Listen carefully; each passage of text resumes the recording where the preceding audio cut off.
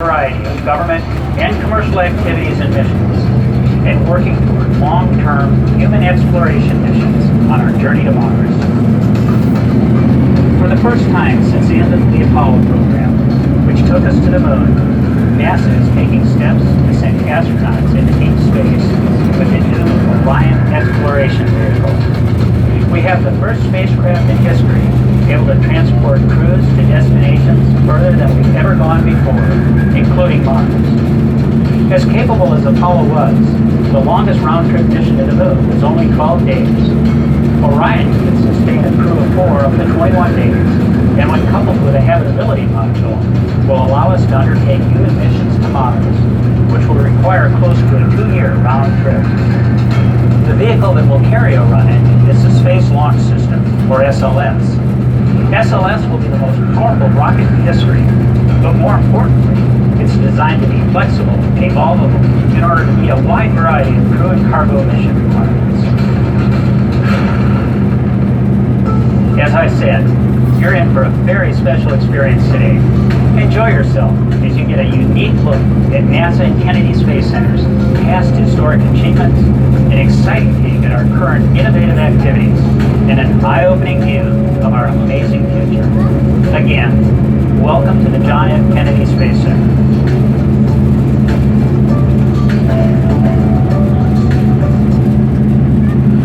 In front of the bus now, folks, the iconic VAB, the Vehicle Assembly Building, originally built in the early 1960s to vertically stack 4 363-foot tall Saturn V rockets at the same time. Most we ever did was 2. Well, then we converted everything over for 30 glorious years of shuttle activity.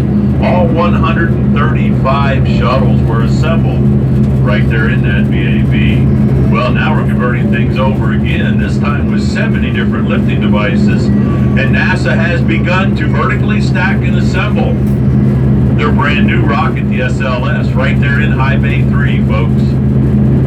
The Space Launch System. More powerful than the Saturn V, along with the Orion space capsule. That is what's going to not only take us to the moon, but to an asteroid, and ultimately to Mars. To the right of the flag, that blue NASA emblem. Can anyone tell us its nickname? That's right. That's the meatball. Very good. That's the NASA meatball. The flag itself, 209 feet long, 110 feet wide. It's hand-painted, the largest one in the world. Each stripe is wider than this bus, and that blue star field, believe it or not, guys, the size of an NBA basketball court.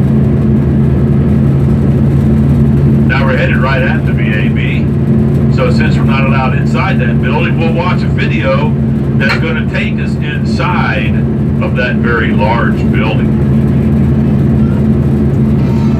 Just ahead is one of the world's largest buildings by volume, the Vehicle Assembly Building, or VAB.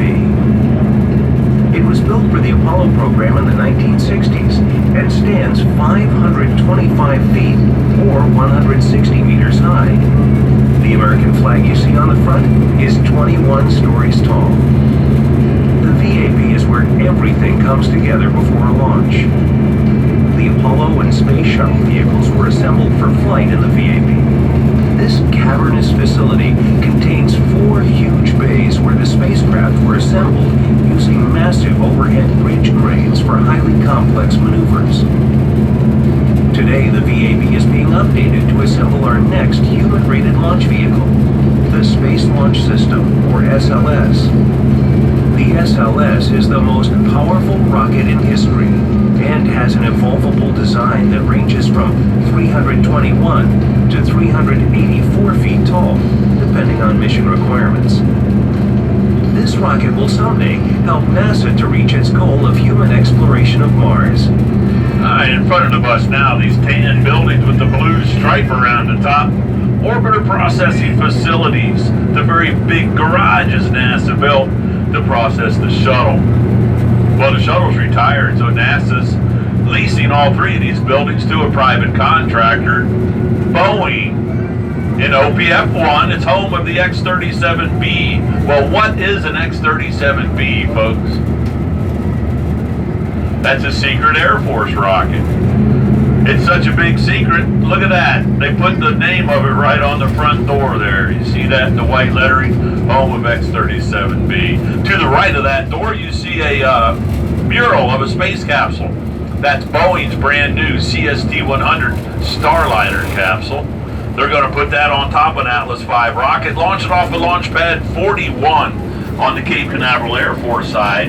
And as early as next year, we will be taking astronauts to and from the space station from right here at Kennedy Space Center once again, guys. Instead of paying Russia $90 million per seat to do it for us. That's called the Commercial Crew. Commercial Crew. SpaceX has part of that program. They're going to use the Falcon 9 rocket, the same type rocket it was supposed to launch today, but they'll have a Dragon crew capsule on top, and they will launch that off the Launch Pad 39A. Now up here at the stop sign, guys, over here to the right, sometimes there's an alligator down there at the base of it.